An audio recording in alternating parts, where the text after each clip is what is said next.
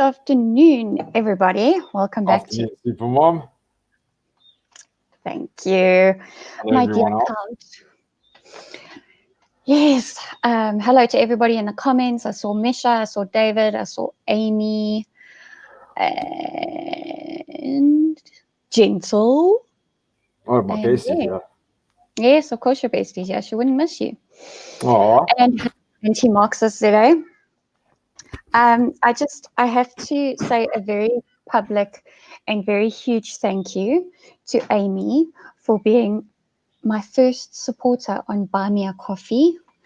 There is a link if you would like to support the work that I do in a material way. It's in the video description, so please, if you guys wouldn't mind. Nice one, Amy. But it's also not expected, so greatly appreciated. Yeah. Can I ask you to get a zapper? Because I don't know how all the other funny things work. I'll try to get a zapper. You know what the problem with zapper is? I haven't figured out how to overlay it on StreamYard yet without paying for StreamYard. Oh. I think that's something Yanni can tell. I'm not like the greatest computer whiz tech. Everything I know is learned the very hard way, if that makes sense. Yeah, that's normally my way as well. So yeah. I haven't dropped a laptop yet, touch wood.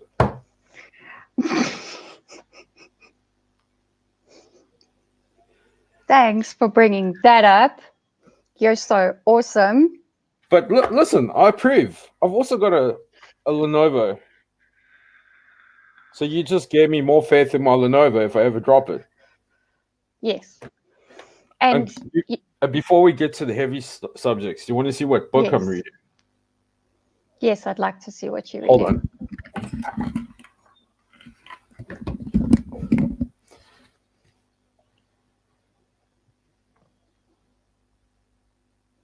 Didn't you show that to us last time? I don't know, but it's like, where's Wally? And I recommend everyone should get it. Yes, I'm having deja vu. You've shown this to us before. It's amazing. Yes, Gentle, you were successful. Thank you. Well, I'm not sure if you, but yeah, I might have made an assumption.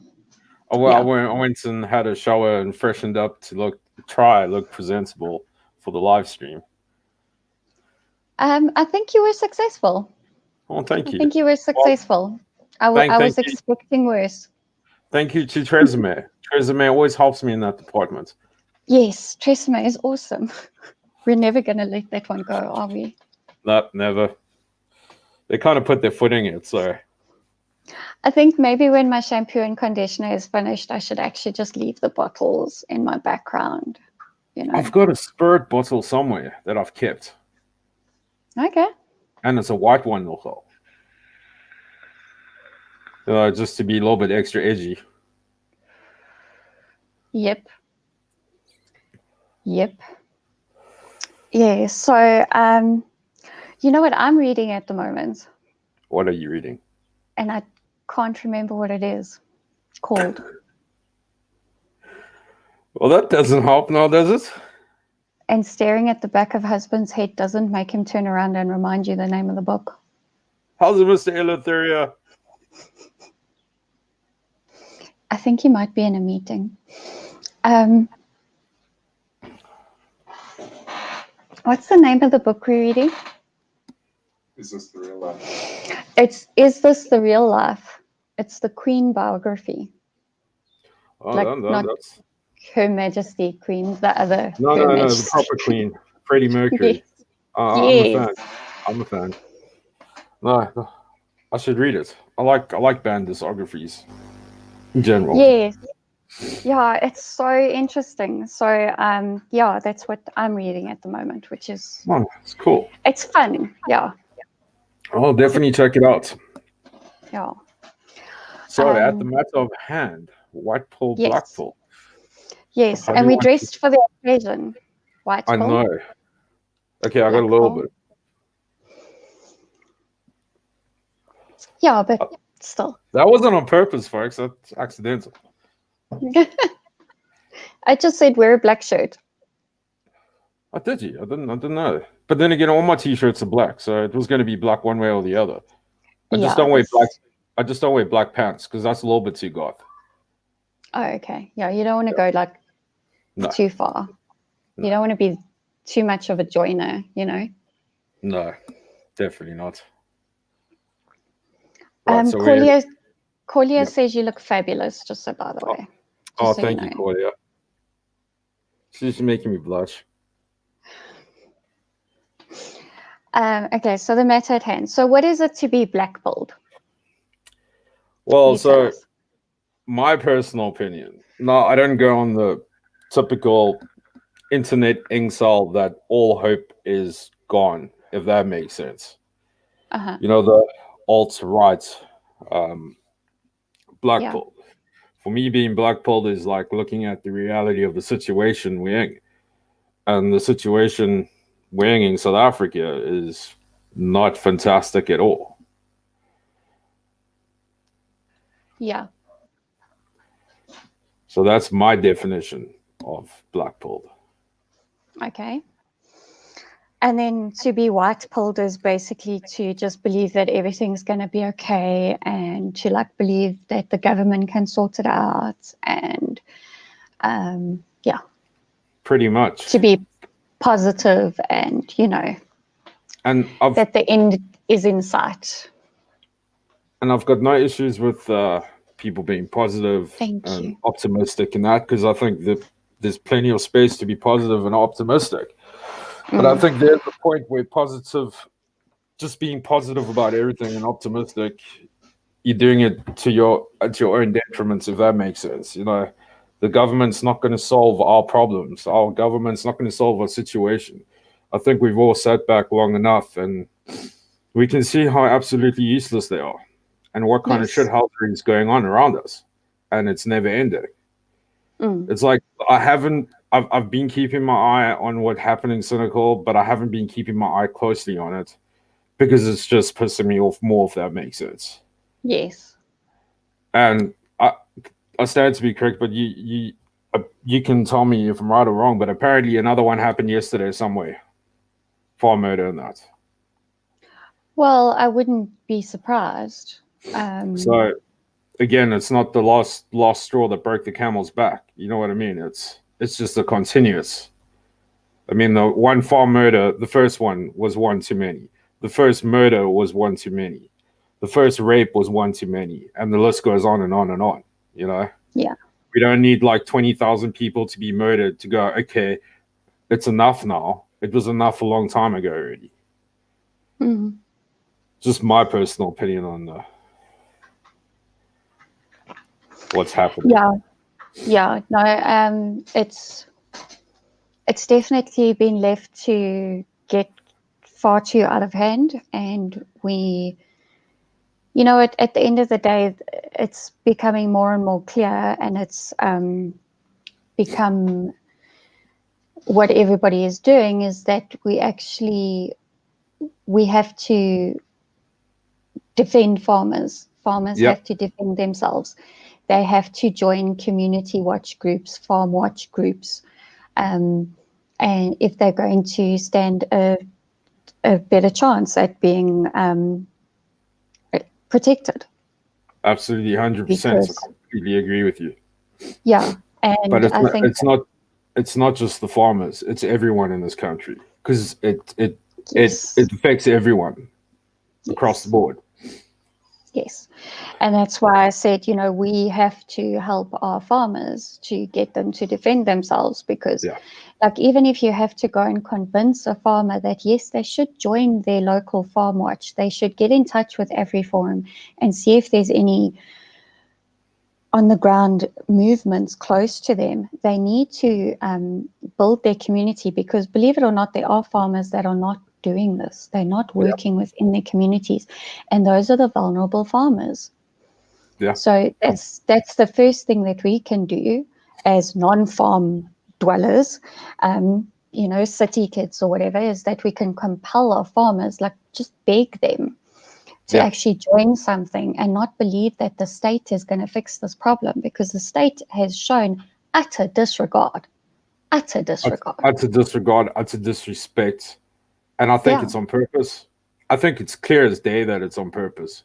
I don't think we need to have creative imaginations to go, oh, well, you know, they don't really know and stuff, because it's evidence, clear as day, I think, to everyone that, you know, the shithousery, as I like to call it, that's happening within our governments and the political parties, and I don't care who they are. It's all nonsense.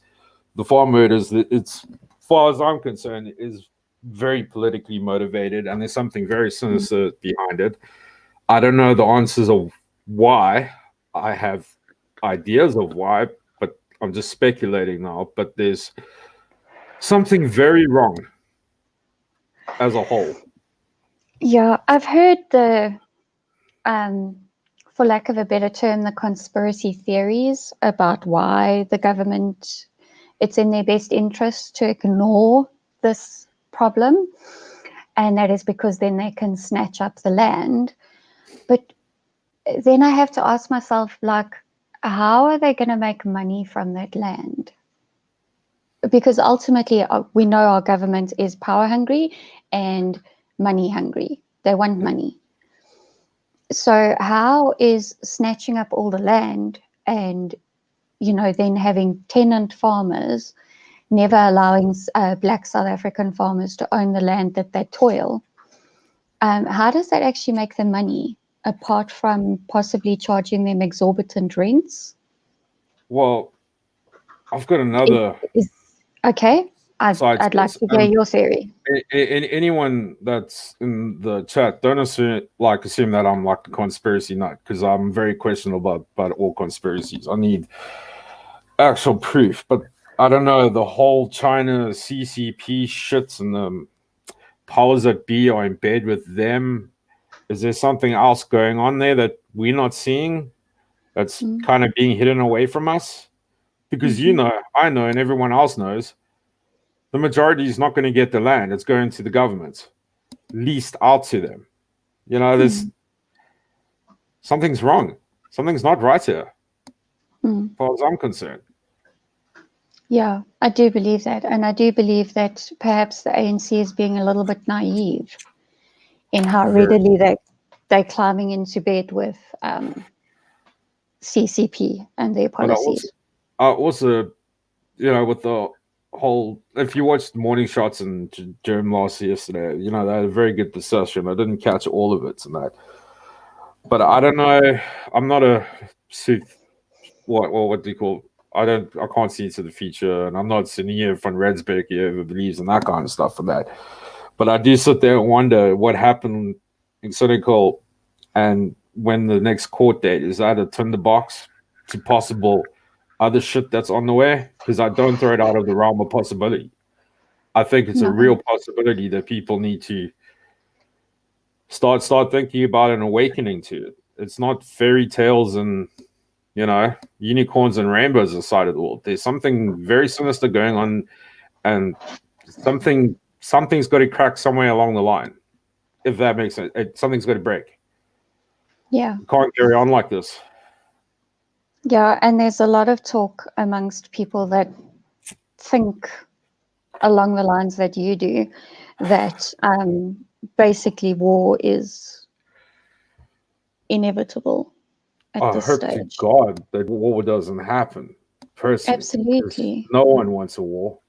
And I don't think anyone, well, I'd say probably 99% of the people in this country are not ready for one. They don't want one, and they don't want to ever see one. But on the flip side of that, I think it is a possibility. And I do think there are certain groups that are trying to push it in this direction, you know? And they're on both sides. Yeah.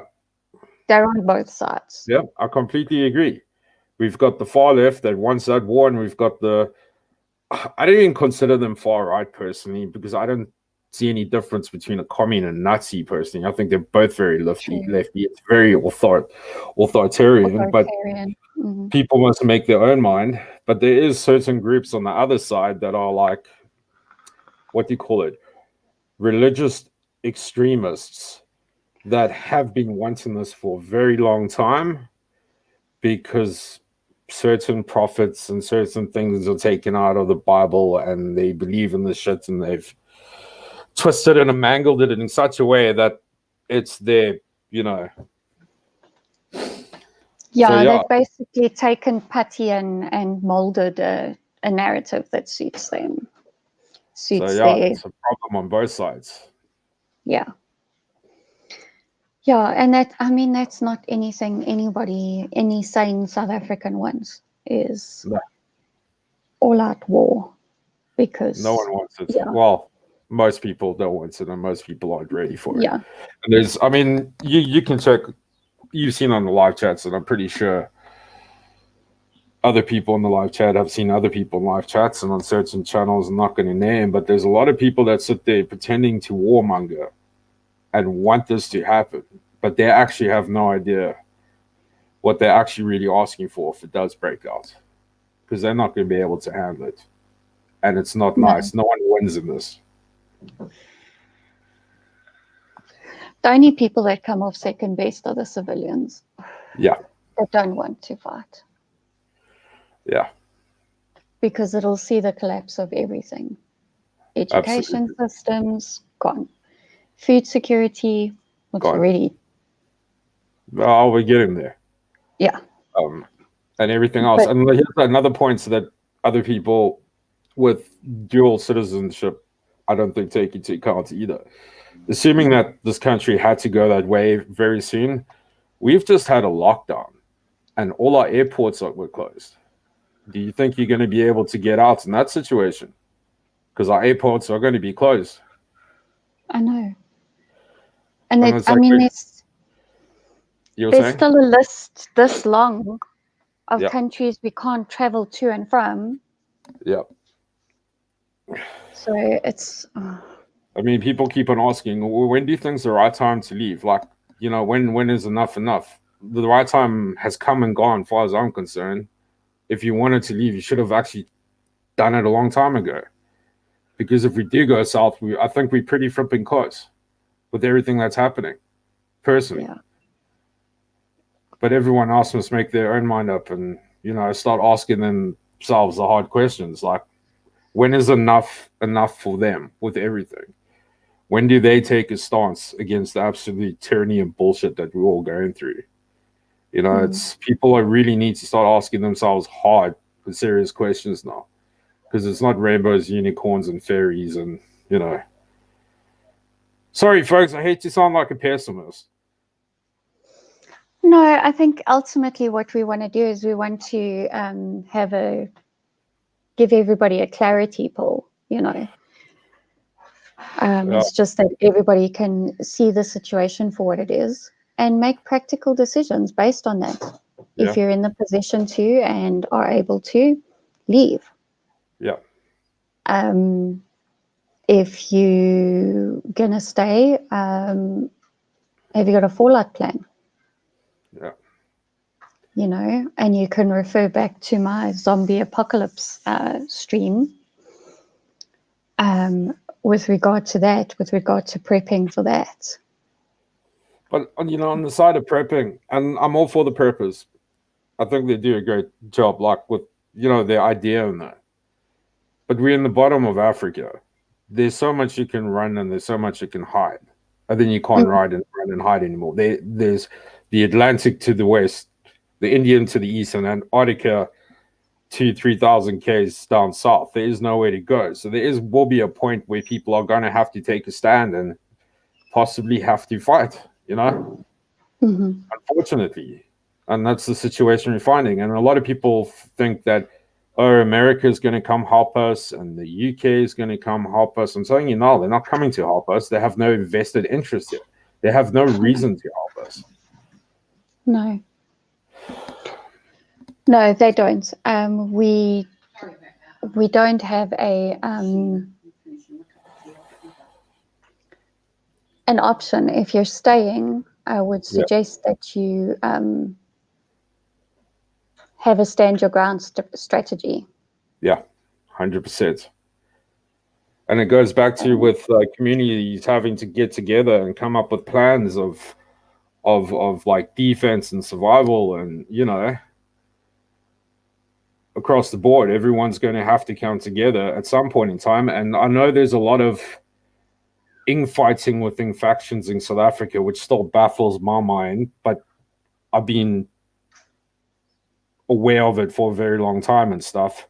And I get it. It's like centuries old. Like, I don't know, the one Afrikaner against the other Afrikaner, this English one against that English one, that, it's like that kind of faction division. But there's going to be a point where everyone's going to have to like put their shit aside and like come together, because unfortunately we're all in the same boats and we're all in the same shit show together. So we either stand together united or we will fall. And that goes for all the groups in South Africa, be it black, white, colored, Indian, everyone. Yes, and I think that is something that as South Africans we are quite good at doing. So long as we don't allow social media to toxify our thinking too much, we can actually see the truth for what it is, that we all stand together. And, when it counts. Yeah. We are capable of doing that, and we actually are all on the side of making South Africa work. I hope you're right. I really do. Some days I have my doubts there. I really do. Just with it was like during lockdown. And, they took the cigarettes and the booze away. And they're putting these ridiculous laws and regulations on everyone and movements and stuff. Now, I'm probably one of the few people that didn't buy into the lockdown from the get-go. And I'll be honest about that. I thought it was a bullshit story from the get-go, and I still think it's a bullshit story. But how many people were snitching on everyone else during that period of time? Which just seems to be a little bit messed up, as far as I'm concerned. It's... Yeah, I'm really hoping that the events of the last... How long is it since the Clicks incident? Is it a month? It's about a month, maybe a little bit longer. So the lack of arrests of EFF members that were very, very violent. Yeah. The way that apparently someone's been arrested in connection with setting the police van alight in Senegal. I heard about that. I don't know. But yet there's no definitive actual video that I've seen. Maybe other people have seen and they can like post a link or something. I don't know. But I haven't seen any definitive evidence of anyone going to go set that van on fire. I saw a picture with a man next to it where it looks to be a fireman to me. That's what I'm seeing. But I haven't seen any definitive evidence of, Well, there's no definitive evidence on social media of who actually did it. So I don't know when it emerges who it actually was arrested. Maybe it has emerged and I just haven't looked for it. That's fine. The fact that Becky Cele has said that farm murders will not be made a priority, but then makes it a priority to have people arrested for damaging police property or state property. Well, we all know that guy's just a mobster. Well, in fact, he's a wannabe mobster. We do. We do not show any respect towards Asset Chele on this channel.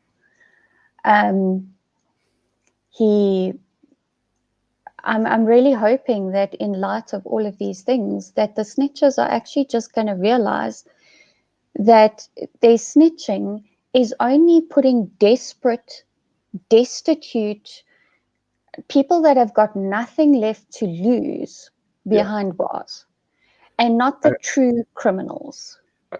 But the other thing as well, when it comes to the people snitching on everyone, like during the lockdown, it will catch up with them sooner or later. They're going to be in the same position, and they're going to be just as desperate. And then what's going to happen when they get caught out or they get nailed by the powers that be?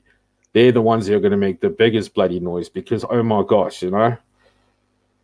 Mm. So, yeah, you know, like being awake can help you for a while, but being awake continuously is not going to help you in the long run. That I can guarantee everyone. Mm. Yeah, I think the time is long come and gone that, you know, we snitch on our neighbors for For getting the most home after ridiculous, curfew. most ridiculous little things. Yes. My neighbor's having a cigarette in his garden. Oh God, like it's the end of the world. Like, I mean, really, people, like, it's like people, some people just don't have lives and then they have to get involved in everyone else's shit and stuff. And, you know, it's just like people, I think a lot of people just have got nothing better to do. Yeah. And like was shared on Telegram earlier, a notice from a school saying, please wear closed shoes and socks to school because of COVID rules. Yes, No because flip-flops or sandals. yes, because the Rona goes through your feet onto people. Yeah, I'm sorry, it's getting more ridiculous and ridiculous by the day, and it's like this whole second wave thing. I don't buy it. It never went away. It was always here. Mm. It's like And the flu.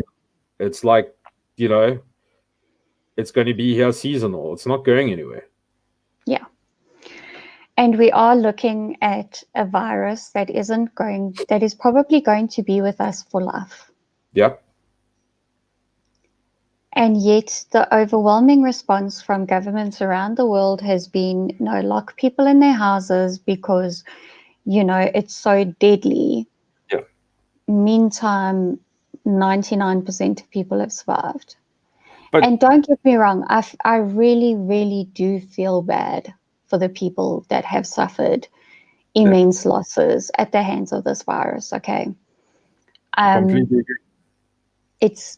I'm not denying that it is a devastating virus for a tiny percent of people, but we don't lock up healthy people to keep a minority safe. Yeah. That does not Completely. justify this. And the way the white pills have gone along with it is just, I can't. Like, I can't.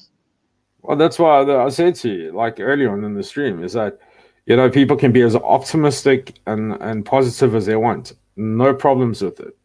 Nothing wrong with positivity. I'm all for it. I'm all for optimism. But there's a point where, you know, you got to wake up to the real world and go, see, it's not all rainbows, unicorns, sunshine, cupcakes, and all things wonderful. There's a lot of sinister stuff going on. And, you know, this whole lockdown, if anything, what it's even done is kind of given some credit to the conspiracy theorists out there. Because I sit there one day and I go, okay, so the whole world's locked down, etc., etc. This thing is not what they're making it out to be. It's not as bad as what they're making it out to be.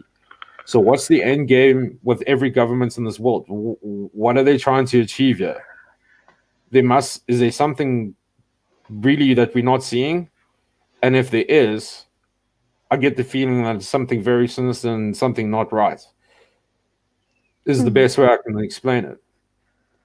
And if no one else is seeing that by now, then like, dude, I can't help you anymore. You know, it's like, how much of your freedom and stuff do you want taken away until you actually wake up? You know? Mm-hmm. No, I agree. It's yeah. I mean, I think we spoke about it on our first live stream. And I get the whole essential job thing, seeing I'm a plumber and that, and I fall into that bracket because, you know, people need to go to the toilet and whatnot. But far as I'm concerned, everyone's job is equally as essential as mine. Be it the waiter, be it the doctor, be it the quantum physicist, be it whoever. Everyone's job is as essential. Everybody needs to survive on the same level of essentialness and stuff. And I'm like, who gets to dictate who works and who doesn't? Who gets to dictate who's allowed to do this and who's not allowed to do that? It doesn't fly by me. Yeah, and I mean, we already had certain measures in place where restaurants weren't allowed to have more than however many people they were allowed to have before lockdown hit. And like we could have carried on with that. We could have carried on with takeaways at the very least. You know, it was just total mind-boggling. Absolutely. Nonsense. Like there is just no word for it. There's I no mean, word for it. we all know about Collins Causa, if I've got the name correct, what happened to him. We all know what happened to the pregnant lady that was breastfeeding her kid on Museberg Beach. You know, and it's across the board. It started one section and then moved to another section afterwards, if that makes sense in society. But everyone got affected, and it stinks. It reeks of bullshit, as far as I'm concerned. What's happened in the last 6 months, and me personally, I think we're all being complicit in all of this because we let it happen. Every one of us. Yeah. I mean, I'm willing to throw the first brick, but is anyone else going to be throwing bricks with me? I suppose is another question. I've always said that I don't want to be the one that throws first. I'll throw back if someone throws at me first. Yeah. But I don't want to be the instigator. And we've had this discussion, you know, between you and me, and I completely understand why people don't do it. People have a lot to lose. They got kids, they got families, so it makes perfect sense to me that people are scared and people are afraid, and people are rightfully so to be scared and afraid. But there is going to come a point in time, and possibly very soon, like I said, we're going to have to start asking ourselves those hard questions and draw a line in the sand and say enough's enough. No further shall you go. The tyranny ends now. Like, it can't carry on this way, because it's not so much as important for us now, but what about, okay, I don't have kids, but I'm referring to, like, you know, for the next generation and the generation after that, what kind of crap are they going to be living under, you know? Yeah, I can't imagine my children carrying on with this kind of tyrannical rule. Yeah. And I can't imagine that they would want to raise children. Yeah. Under these circumstances. The tyranny's got to end somewhere. Yeah. And I think it's got to end with us, with the ones now. Because this shit hasn't been happening for just, like, you know, the last few months. It's been happening a while. It's been a slow burn. And people have just, I don't know if they deliberately ignored it or they just weren't aware. Because it didn't really affect them until now, if that makes sense. I think a lot of people have been the frog in the boiling pot. Yeah. Yeah. And now it's starting to get really hot. Yes. But I like Gentle's plan. The bachelors need to fight and us moms will hand out plasters. Well, as I said, I'm not a warmonger. I don't want war. I don't want to see anyone get hurt and killed. I mean, my dad was in the military. My dad was in Iraq. I've seen it. I've heard enough from my dad to know it's a very, very bad idea. And I've experienced my fair share of violence in South Africa, not necessarily against me, but people I know and stuff I've seen on the streets. We don't want it. It's not nice. There's no winners at the end of the day in it. But I hate to say it, but I think the time is coming, and the time is coming close. And you know, when Roman from Warning Shot says, like, all women should be armed and trained to use a firearm, I 100% agree. And that goes for all the guys, but especially women, you know? This is a dangerous, violent country we live in. And with Gentle's comments, yeah, I'm cool with that. You hand out the plasters. I've done stop the bleed training. So I can plug up your holes and make sure you don't die. Well, try and make sure you don't die. So I'll take a few bullets and quite a big eye or a really big slug.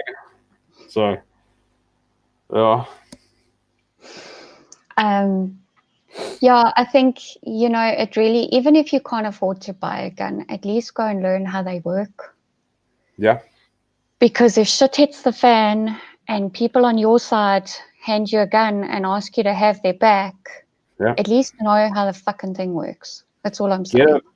Best thing, if a person can't afford a gun or afford the training and that, get a cheap air gun and watch YouTube videos and practice with that air gun. And on your air guns, they're kind of like a replica of the real thing. So you can identify what the slide is, what the lock is, what the safety catch is, the magazine, etc., etc. I mean, the least thing you can do is practice with that, so you can kind of like sort of in your mind that if D-Day comes and you're given a firearm, you kind of know what to do, you know? And I mean, the people that can't afford to do it, like, don't sit there and wait for next month and that. Do it ASAP.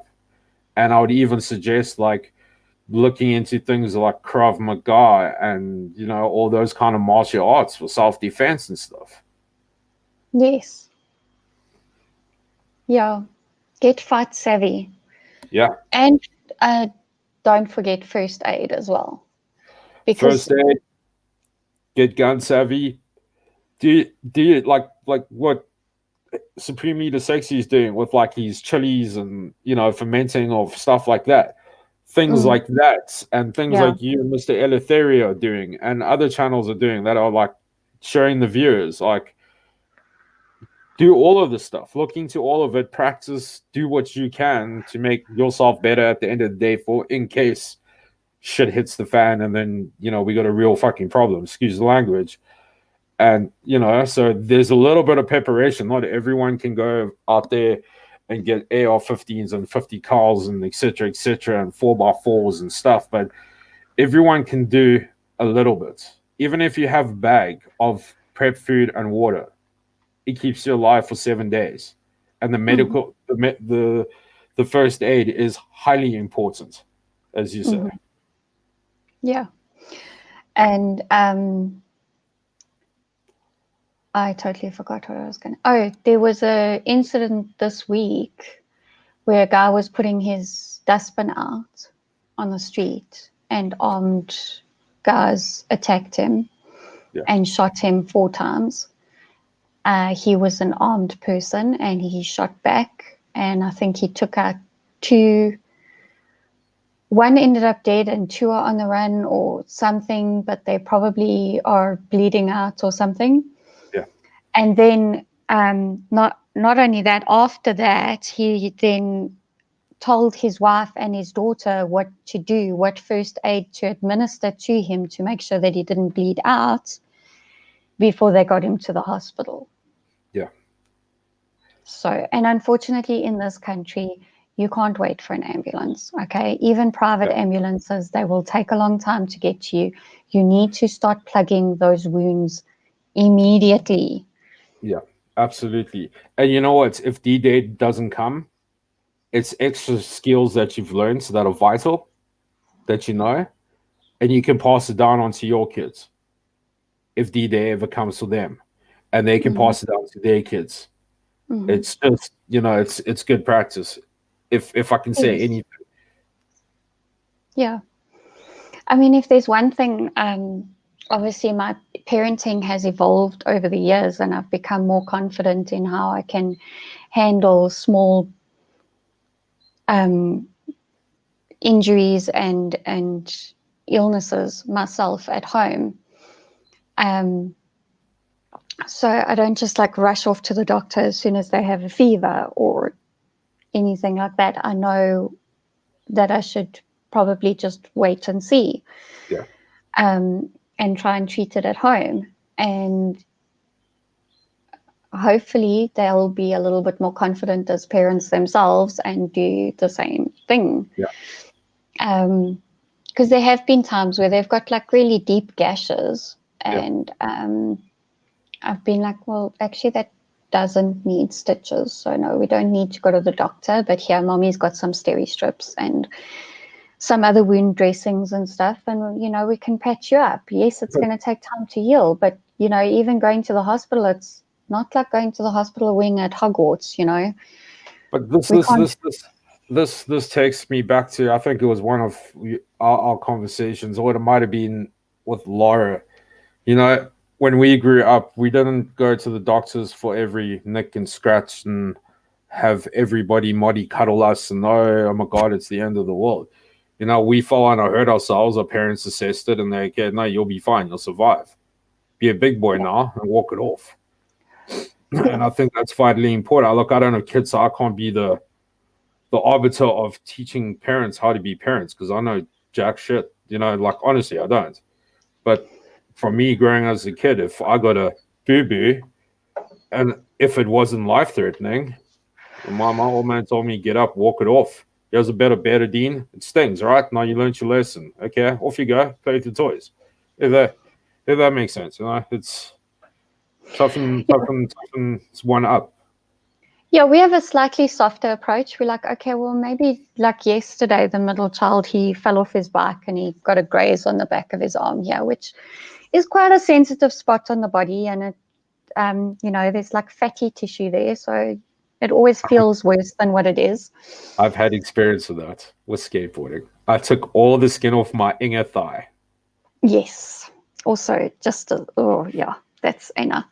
So, we just put him on our bed and we're like, okay, just have some quiet time. So now the youngest one is like catching on to, okay, this is how you get better. You rest and in a half an hour or whatever, it won't sting so much. So he goes to him and he says, can I bring you rough? Will that help you feel better? That's one of his soft toys. And he went and he fetched like a whole bunch of soft toys to like try and comfort his brother. So that's actually quite adorable, to be honest. It is. It's freaking adorable. Because I walked into my bedroom and I was like, why does it look like this isn't my bedroom? And then they explained to me that this was to comfort Declan because he had hurt himself. I mean, I'll tell you one thing, like boys can be rough with each other, and I've got brother and whatnot and that. But like when they really saw like the inner caring person inside does come out and you do care about your little brother and older brother and stuff like that. Yes. So yeah, and like Gentle says, 'n soentjie en 'n plaaster maak alles reg. Yeah. I never got soentjies. My mom wasn't very huggy. I'm very huggy with my children, and it's mainly because they want it. So, yeah. My mom was one of those, oh, you failed. Did you learn your lesson? Oh, yeah, I did. Okay, well, you won't do it again. No, I won't. Okay. But she always got me a toy, though.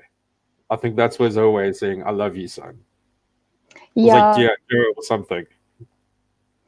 Yeah, you see different people's love languages. Some might be receiving gifts, others is physical touch and whatever. So yeah. So you can kind of see why I always got injured there. Because I know there was G.I. Joes and Lego.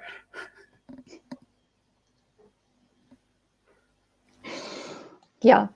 There was one time that my, because Gentle's saying no need to go to hospital, kids have to fall. We called Dettel Fiki. What's it? Fiki poop. I've no idea what a fiki poop is. Did I say that right? Anyway. What's a fiki poop? I have no idea. I don't even know if I said it right, but yeah. There was one time that my daughter tripped in the bedroom and she smashed her head on the edge of the windowsill and it like split open. And so she started crying and she only told me afterwards, Mommy, I only started crying when I saw the blood. Because she held it and then she pulled her hand away and it was covered in blood. Oh. And I go in the room and I'm like, it's okay, you're going to be not okay. We have to go to the hospital. And off we went. Because I took one look and I could have sworn I saw her skull. That's how deep it was. So I was like, yeah, that's going to need stitches. I've given my parents, like, growing up, a few of those. Like, I'd say a similar incident, but I was in preschool and they had those homemade bookshelves that, like, stick out the wall, and it's got those L brackets that hold them type thing. Mm-hmm. And I ran into one of those, and I've still got the scar. Like, if I shave my hair off, you can see the scar. So I had one of those, but I had a wonderful experience in sub A when I learned how to play cricket. I was told to be the wicket keeper. So I didn't know when they throw the ball, the ball, that you mustn't run after the ball. I ran after the ball, and there was a cricket bat in my face, and the whole inside of my mouth was just sliced open. And I had stitches, but I had, like, metal bars keeping everything together. But if I had to really relive that experience, I probably would. It taught me a good lesson. Don't run at the cricket bat when someone throws a ball. Yes. Yeah, that's probably a good idea. Yes, I agree with Gentle here. If we don't freak out, they won't freak out. And it was really difficult for me that day with my daughter, like, not to freak out. Like, I'm normally pretty chill, but yeah, I was. Well, That my was little hard. brother gets in accidents, and I have to admit, sometimes they're, like, pretty gruesome. And as you know, sometimes you struggle to stay calm and not freak out, but do your best not to freak out. I don't know. What do the hippies do? They breathe and find their inner zen or something, and that tends to help, apparently. So I practice that. I don't know if it's correct or not, but I'm giving it a bash. Yeah, I was just breathing very deeply that day, and I was, like, calling for my mom. I was just like, Mommy, Mommy, Mommy, help me. Mommy, Mommy. I'm, like, holding my child's head together, and I'm like, Mommy, Mommy. Yeah, no, it's rough, especially head wounds. Sometimes they actually look worse than they are because it's your head and it bleeds, but it's pretty gruesome one way or the other. Yes. And yeah, not fun. Yeah, my main thing was, like, husband was playing golf that day, so I was like, oh gosh, now I have to stop him playing because I don't deal with hospital staff very well because I'm very harachat. And but when I got there and they saw that it was a child, they bumped us up. So they made other people wait longer, and they saw to her sooner. And they also, like, cleaned her up because, like, the blood had gone everywhere. So they sort of washed her face off and her hands and stuff whilst we were waiting for a bed to open up that they could stitch her up. Yeah, hospitals are interesting places. Sometimes when it's an emergency, you show them the emergency and they still don't realize it's an emergency. I've had a few experiences where hospitals just don't get what's going on. I mean, I had food poisoning once, and I read it out of the night, and my kidneys. It's the worst pain I've ever felt in my life. It was in my kidneys and whatever. And I went to Constantiaberg Private Hospital because they're meant to be very good. 5 hours later, then I get on Miprodol, and then they only check me, and I'm half dead already. It's like, yeah. Yeah, I know. Yeah, luckily, at least when you arrive there with children, they generally bump you up the list. So because I Rightfully think so. a frantic parent with a sick child is the last thing you want melting down in your waiting room. So, But I do think parents in general need to get angrier, especially with schools and stuff, because there's a lot of ridiculous shit going on. Yeah, I couldn't agree more. There's like one of the conversations I had with the head of the grade when I had complained to the school about something that had happened. Basically, modeling classes had been marketed to my child. And I was like, what the fuck? Why is this happening during school hours? And so I phoned, and I actually wrote a letter, and the head of the grade phoned me back. And she said, yeah, well, when your child is here, they're ours. I'm like, no. No, When they're my your child is kids. there, she's still mine. Yeah. You're responsible for her safety and to keep her away from possible predators. Yeah. But she is still mine. Absolutely. I mean, I was helping my friend's kid with their homework because parents get those days when they just don't feel like doing homework. So like I'm pretty good with history and stuff, and I picked up the textbook. It was a history textbook, and I don't know, some of the shit that they teaching kids is absolute nonsense. Because what was in the textbook, it was something arbitrary though. Like it wasn't like any like really important history, even though I think history is really important. But I knew it was crap, and this isn't in their textbooks, and this is what the kids are being taught. And I nearly fell off my chair, and I was like, this is rubbish. What they're learning here, this is not right. And the parents were like, "This is what the school wants," and then I was like, "No, come on, man. Someone's got to call this crap out. How can you be teaching the kids absolute nonsense?" And it's nonsense, but you're going, "Well, this is what the textbook says and what the teacher Go wants." away. Go away. Then call him. Sorry. Like, I don't understand. Like,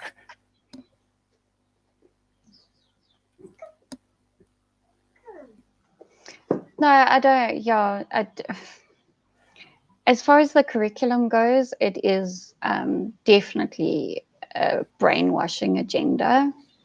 And they're trying to rewrite history and downplay the violence and everything else that led to the ANC winning the first democratic elections. how long did apartheid actually last for? Out of curiosity's sake. Wasn't it 1946 or 1948 where it became a law? So what? So it's about 40 years. It was like an actual thing. Yeah. Okay. So just because I'm a privileged white person, the Irish people were slaves. You know how long the Irish were fighting the British for? It wasn't like 40 years. It was hundreds of years. You don't see us like losing our shits about everything. I'm just saying, it's just an observation from my side. Like, it's when does it end? When is stuff actually lost to history? If that makes sense. Because every culture in this world has performed slavery of some sort. I mean, we can go the European slave trade, which wasn't that long. We have the Barbary slave trade, which, by the way, no one actually knows is still going on to this day. It hasn't ended. What about like the shit that happened in Central America with all the Aztecs enslaving and sacrificing everyone? We don't talk about that, do we? What about the Uyghurs in China right now? No, there's no outrage about this. Exactly. All the history is very selective that people are being taught, and people aren't realizing. Like the world's a lot more complicated and messed up than people actually realize. It wasn't just white man bad. It was everyone bad. Yes. There have been bad players in just about every country, every culture, every race. Absolutely. And we just, They're talking about the slavery. What's happening in Benin and Libya now? No outrage about that. And that's very real, and the pictures are out there and the videos are out there. No outrage. I suppose BLM doesn't really matter that much at the end of the day, if that makes sense. Yeah. Like White Noise is saying, critical theory seeks to perpetuate perpetual victimhood.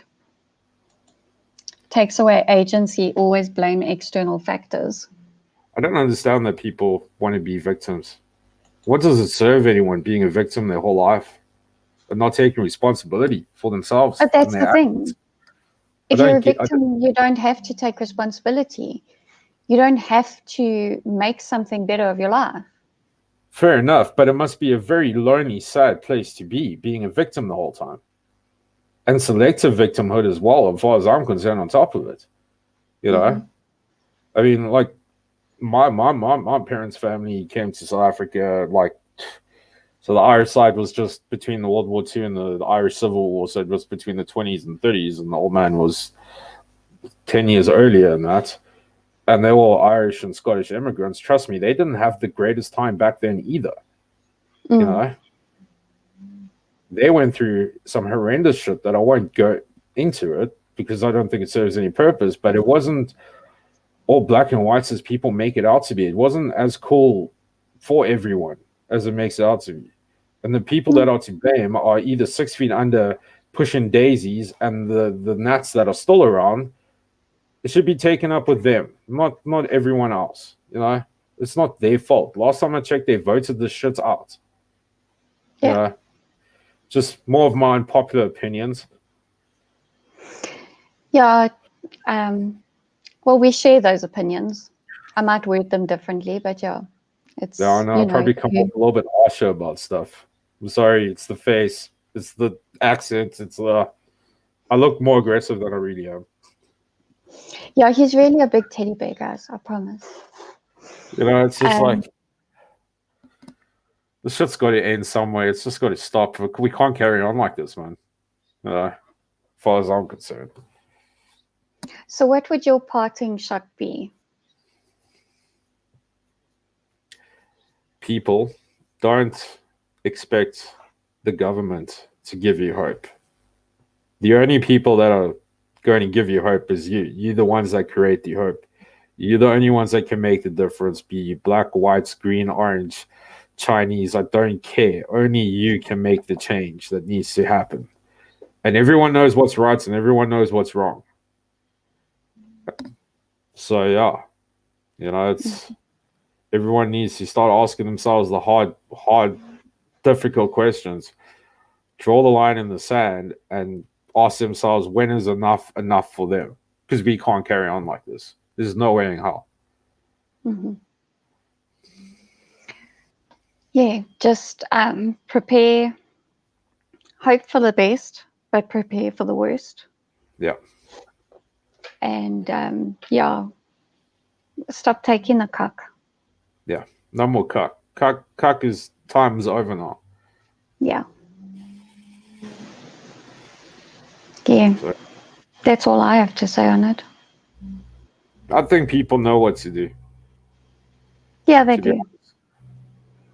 But I wonder if they will. Only they can figure that out. Yeah. There's only so much. Like, you can talk and I can talk, and other people that are doing the talking and doing what they can. We can do so much, but everyone else needs to, you know, take things into their own hand and take their own responsibility and direction and make their own hope of what the future is going to be. I mean, listen to Beth, listen to White Noise podcast, listen to Germ, listen to Man Patriot. He's a new guy I'm watching. I think he's brilliant. Listen to Ramon, listen to Joe. These people have become a voice for the voiceless, if that makes sense. Yeah. And they're speaking more truth and a lot of truth than anyone else out there. You can't rely on the mainstream media because it's all bollocks. And, you know, even Ronaldo, I don't agree with everything Ronaldo says, but he's a bloody good guy to listen to. He's got some bloody good thinking on him, you know? So, yeah. Yeah, just stop listening to Propaganda 24. Yeah. Stop following mainstream news. Yeah. Remember, what happens on Twitter streets isn't real life streets. And, support local as well. Yes, Stop supporting, local. if you can, all the big corporations that don't do anything for us. British and Tobacco never came for help for any of the smokers. SAB didn't help any of the people that drink. You know, the supermarkets didn't really help anyone that shops by them. You know? Yeah. And I will own my own hypocrisy when I admit that I have ordered my birthday present on Takealot. And the thing is, on Takealot, you can see, is it directly from Takealot, or is it one of the smaller stores that then Takealot, just because they have such a big infrastructure of warehouses and delivery agents, Look, can you're deliver going to easily. eventually bump into Takealot or Checkers. It's inevitable. Unfortunately, they're there. You know what I mean? And I'm a music collector. The look and listens of the world aren't here anymore. Musica has not been Musica what I used to know what Musica is. So they don't bring my music, and understandably, it's not for everyone. So I'm forced to go and order.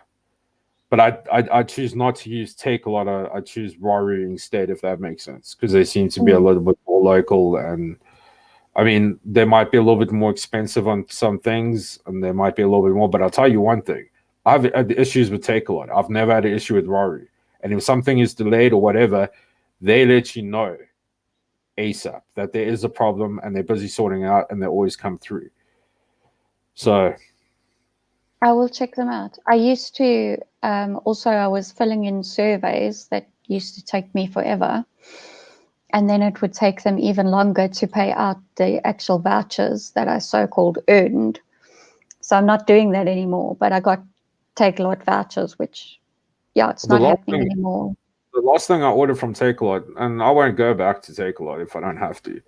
It was like my dad needed a screen protector for his phone. It was like this specific thing. Anyway, it arrives, we check, it's broken. So I was treating them like, listen, bro, the thing's actually cracked. Can we have a replacement? They're like, yeah, sure. You go back, it goes through the processing, and they, okay, cool. There's a problem with it. And they said, okay, we can't replace it because there's no stock, but we will refund you. Took me over a month to find out what was happening with the refund. Yeah. And I had to chase after them. Yeah. Yeah, I sent, I had a Jawbone. I've got a Fitbit now, but I had a Jawbone and I sent it back because it wasn't working properly. And yeah, it took them like 2 months. And yeah, they're not the greatest. I'll be honest with you. But they are. Look, I think shopping malls is going to become a thing in the past and the future. I don't think we're going to have shopping malls, and I don't know what the time length or whatever is going to be, but I think down the line everything's going to be online eventually. You know, we're all going to be phoning, which, to my irritation, I really wish didn't happen because, you know, I'll let you in a secret. I like Christmas time. I find it so joyful and happy, and you know, and I like going to looking around for presents for like the old man and my brother and whoever else. You know. But I think that all that stuff is going to be coming to an end relatively soon, which I think is a very sad thing, to be quite honest. You know. So yeah. what do you think it's like Christmas is dying away, or like the actual art of shopping at Christmas time? Well, like the art of shopping, I think, is dead anyway, or is dying a very slow death. I mean, if you go back to just 10 years ago, you don't get the variety of shops and shopping malls now. You walk into most shops now, and it's about 90% fucking clothing stores, and then like 10% food, you know, like Checkers or whatever. So your niche little stores have all disappeared and are dying out and stuff. Okay, and I understand with music, people are going digital, and I get why they're going digital on the music and stuff. It's easier, it's cheaper, etc., etc. But as everyone knows, I listen to metal, and I'm hectic about my albums. I like having the hardcover. It's like people with books; they like having the book, not the Kindle. So it's something I look for. But like, I mean, even little things like, I don't know, make it like a leather courier shop of some sort. Even those are disappearing. You know, that's everything is just becoming like Fashini Edgars and Clicks and Checkers and like 50,000 copies of them in one mall, and that's all you're getting. Like all the niche and interesting things are disappearing, and that's what I've noticed. You know, it's I don't find it to be a pleasurable thing anymore because everything's much of the same now. And But back to your question on Christmas, and I'll talk as a nominal Catholic cultural Christian. I think the meaning of Christmas and Easter, and that's been lost a long time ago, which I think is a really, really sad thing. Yeah. Yeah, it's very commercialized now, and everybody's very wrapped up in what am I going to get? And one of the things we're trying to instill in our children is that it's not about what you get, it's the season of giving. Yeah. So we try and do some things for charity, and we get excited about thinking about special gifts for the family. Like, won't you be excited to see the look on your auntie's face when she opens this present that you thought so hard about what she might want, or, you know, things like that? Because, it's definitely become... The other side to that is that with Christmas and Easter, I think it's also more importantly, apart from, you know, giving and stuff, it's a time of family, and families should be spending more time together. It's like I haven't watched The Social Dilemma. I'm never going to watch it. I'm terrible with movies, but like, people put the cell phone away. You don't need cell phone on Christmas Day. You know, message your family far away in the morning, get it done with, and then the people in your immediate house or you're coming to visit, take in the moments and be with them on those days. You know, that's what it's also about. You know, family is important, friends are important, social interaction is very important. You know. White Noise says the phenomenon you're describing is globalization. Oh, I'm all right at describing certain things, but thank you. But that's basically what it comes down to. It's globalization and consumerism. Just a want for more. Yeah, I'm not a fan of it. I have to be honest. Yeah. I miss the days of like spending quality time with family, and like how it used to be with families and friends during the festive season and stuff. And like, I'll talk as a Catholic. Like, for me, Easter was like the big thing, and it wasn't about Easter eggs and stuff. It was like what happened with what I believe, back then. It's like, and that's all being lost. It's being lost within, the churches and, across the board, and the meaning of it. And no one needs to believe it, like, in any of it, like, each to their own. But these things actually have meaning and certain stuff to it that, like, which is all being lost. Everything. Yeah. It's all just about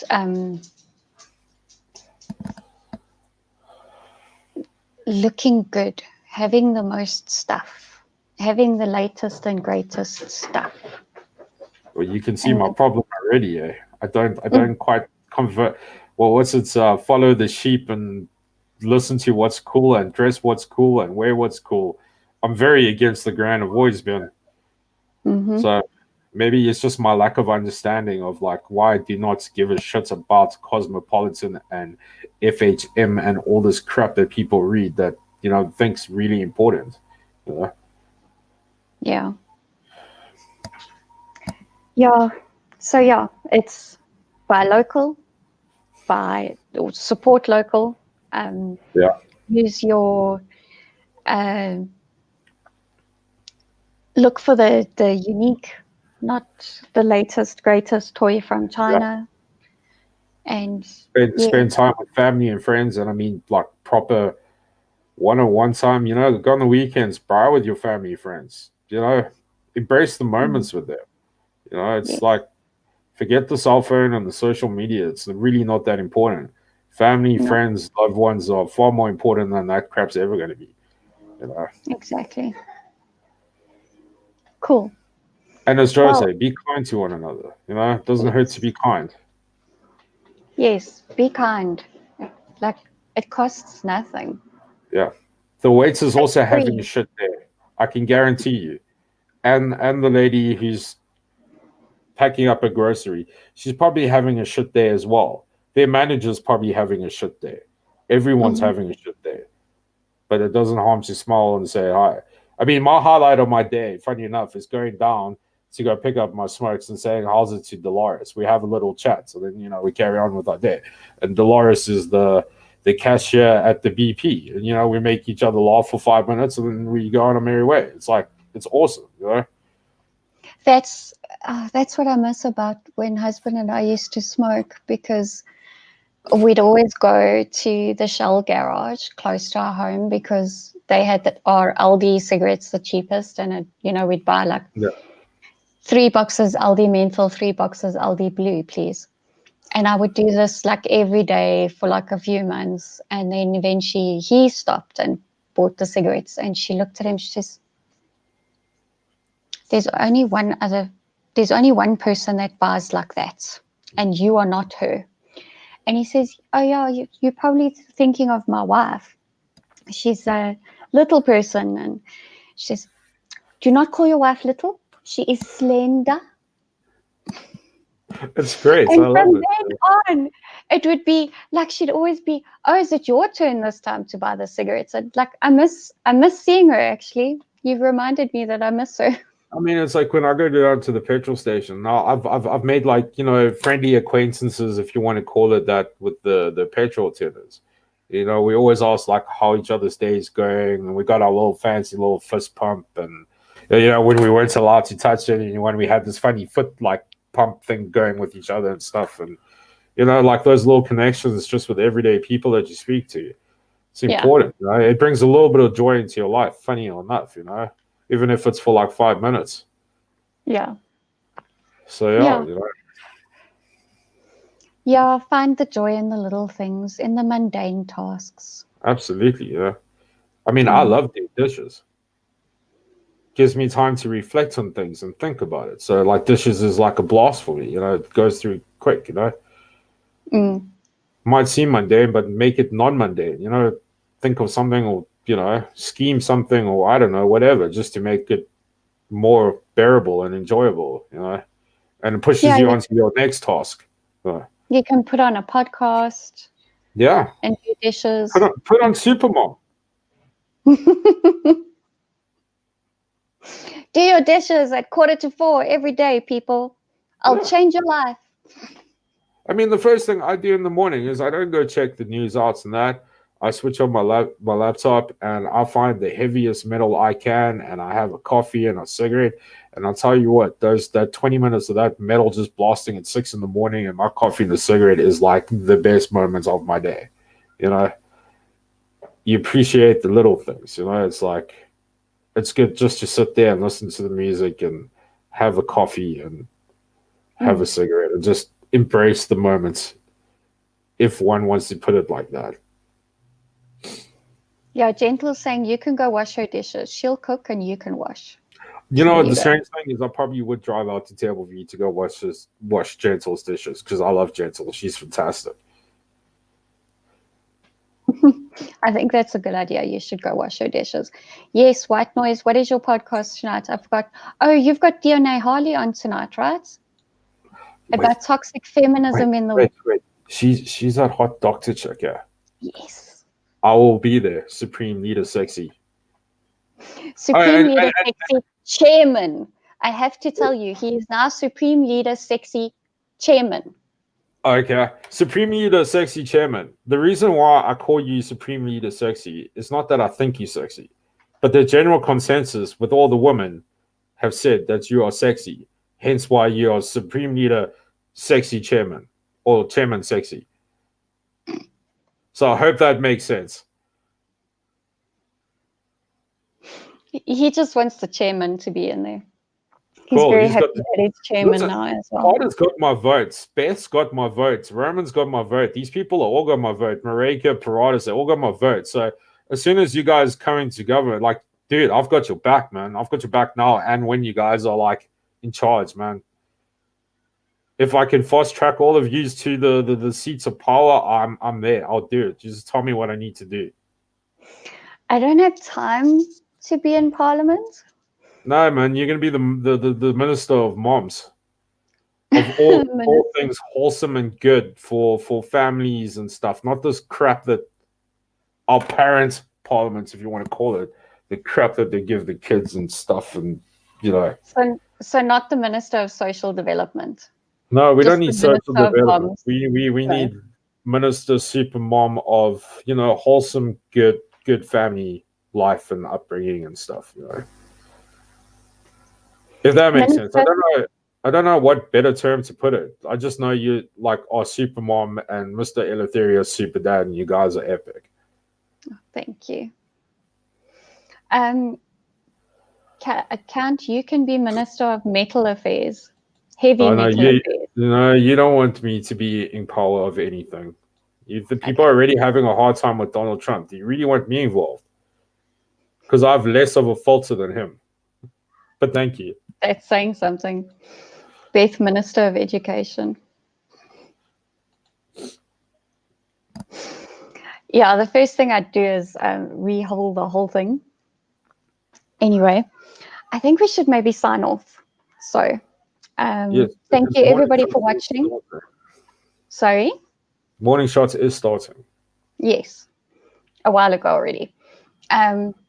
Thanks everybody for watching. Stay until the end. Don't forget that Carter's got a live stream this evening with Dr. Sexy DNA Harley. I think it might be 7. I'm not sure. Okay. I need to make sure I'm home by 7. Yes. And yeah, don't wear a mask if you don't have to. Stay safe out there. Have each other's backs. Be kind.